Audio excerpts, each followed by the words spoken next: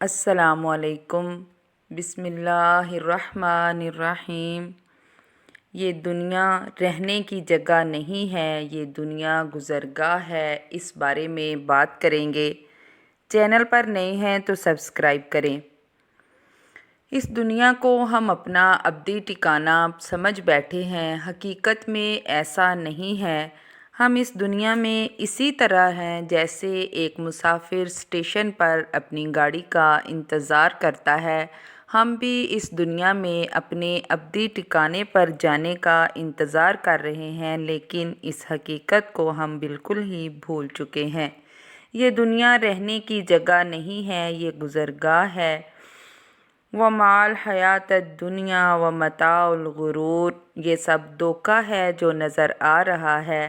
میرا رب کہتا ہے یہ مکڑی کے جالے کی طرح ہے۔ اللہ تعالیٰ فرماتا ہے یہ مچھر کے پر کے برابر بھی نہیں ہے۔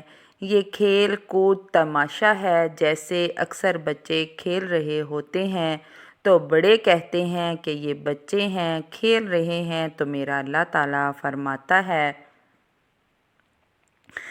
کہ یہ ایک کھیل تماشا ہے۔ یہ ساری حکومتیں، تجارتیں، یہ زراعتیں، یہ سیاستیں، یہ 6 براعظم کے بسنے والے لوگ کھیل تماشے میں لگے ہوئے ہیں۔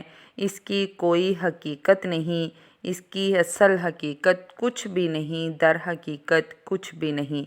حضرت علی فرماتے ہیں لوگ سوئے ہوئے ہیں، جب موت آئے گی تو ان کی آنکھ کھل جائے گی۔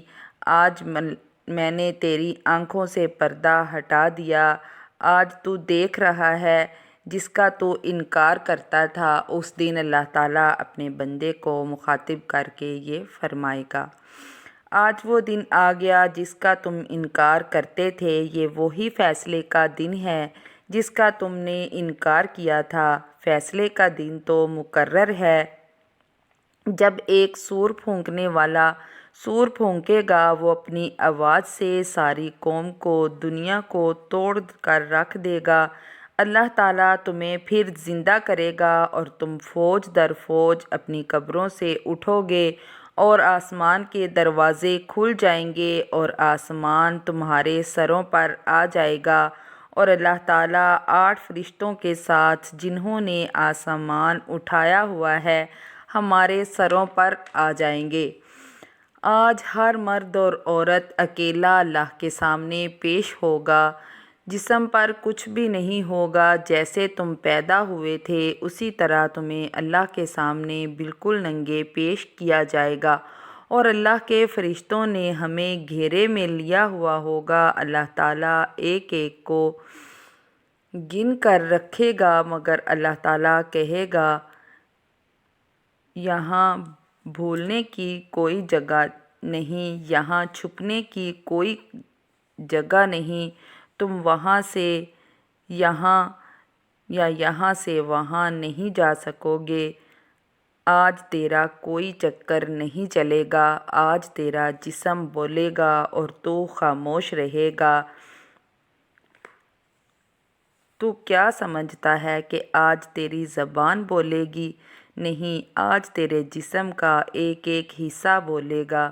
تیرا ہاتھ بولے گا، آنکھ بولے گی، کان بولے گا، زبان بند ہوگی اور جسم کا ایک ایک حصہ بولے گا کہ میں نے یہ کیا، میں نے یہ کیا، اور وہ کہے گا تیرے خاطر ہی میں نے اللہ کی نافرمانی کی، تو ہی آج میرے خلاف گواہی دے رہا ہے۔ تو جسم بولے گا ہمیں بلوایا جا رہا ہے۔ جس نے ہر چیز کو بولنے کی طاقت عطا فرمائی، وہ دن میرے رب کی بارگاہ میں مقرر ہو گیا ہے، اور میرا رب دن بدن اس دن کو قریب لے کر آ رہا ہے۔ یہ دھرتی ہے، یہ آسمان، یہ سب بیکار نہیں پیدا کیا گیا۔ کھایا پیا، بچے پیدا کیے، ان کی شادیاں کی، ان بچوں کو انٹرنیشنل کر دیا، ان کو کمپنیاں بنا کر دے دی، اور یہی کرتے کرتے مر گئے، مٹی میں چلے گئے۔ کیا اسی کا نام زندگی ہے؟ یہ کوئی حقیقت نہیں۔ کیوں اللہ نے یہ ساری کائنات کا نقشہ بنایا؟ یہ زمین میں نے ایسے ہی نہیں بچھا دی کہ جاؤ جو مرضی کرتے پھرو، شراب پیو، نشے کرو، نشے کا بیپار کرو، ناچ گانے کرو، اللہ تعالیٰ کی نافرمانیاں کرو، کھلے عام جو مرضی کرو۔ یہ دنیا اللہ تعالیٰ فرماتا ہے کہ میں نے اس لیے نہیں بنائی۔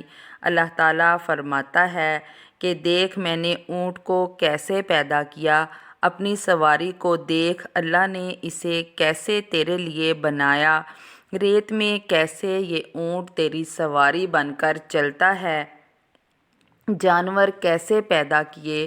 اللہ تعالیٰ بندے کو مخاطب کرتا ہے اور کہتا ہے کہ تو غور کر اپنے ارد گرد میں، اس دنیا میں جس میں تو کھو گیا ہے، جس میں تو نے خود کو غرق کر دیا ہے، اس دنیا کو غور سے دیکھ اور غور کر، سمجھ اس چیز کو کہ ہر چیز میں اللہ تعالیٰ نے نشانی رکھی ہے۔ دیکھ کہ اللہ تعالیٰ نے آسمان کو کیسے بنایا، کون ہے جو آسمان کو بلند کرنے والا ہے، کون ہے اللہ کے سوا جس نے بغیر ستون کے اتنا بڑا آسمان کھڑا کر دیا ہے، کون ہے اللہ تعالیٰ کے سوا جو سورج اور چاند کو گردش دے رہا ہے، ان کو رات اور دن میں پھیر پھیر کر لا رہا ہے، جو رات اور دن کا نظام چلا رہا ہے، کون ہے اللہ تعالیٰ کے سوا سمندر میں جہازوں کو چلانے والا، کون ہے آسمان سے پانی کو برسانے والا، کون ہے اللہ کے سوا زندگی کے نظام کو چلانے والا۔ کبھی مال و دولت اور اس دنیا کی رنگینیوں سے نکل کر اے انسان تو غور تو کر، کون آسمان کو اٹھانے والا ہے، غور تو کر زمین کو بچھانے والا کون ہے، جس نے زمین تیرے پیروں کے نیچے بچھا دی، دریاؤں کا، نہروں کا لہرا کر چلنا یہ کس نے بنایا ہے، اس پانی کو چلانے والا کون ہے، سمندر میں موجوں کو اٹھانے والا کون ہے، پانی بنانے والا، اس پانی میں مچھلیوں کو پیدا کرنے والا، آسمان اور زمین کے درمیان پرندوں کو اڑانے والا۔ دیکھ اور سوچ ان کو پرواز کون سکھاتا ہے، غور کر اپنے جسم پر، جسم کے ایک ایک حصے پر، یہ کس نے اور کیسے بنا دیے، ایک ایک جوڑ کو کیسے جوڑ دیا۔ اللہ تعالیٰ فرماتا ہے غور کرو، تم بڑے ہی ناشکرے لوگ ہو، سب بھول گئے ہو، کچھ تو غور کرو۔